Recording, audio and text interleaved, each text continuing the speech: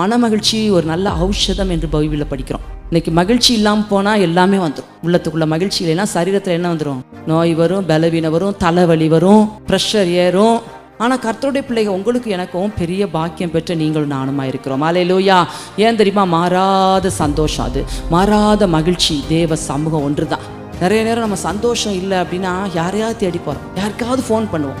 நம்ம நினச்சிக்குவோம் அவங்கள்ட்ட சொல்லிட்டா என் பாரம்னா போகாது. அப்புறம் ஃபோன் பண்ணி முடிச்சுட்டு உட்காந்து யோசிப்போம், ஐயோ தெரியாமல் நான் இத்தனையும் பேசிட்டேனோ, அவங்க என்ன நினச்சிக்குவாங்களோ, நான் போட்டு பேசிட்டேனே, அப்படி நினைக்கிறோமா இல்லையா?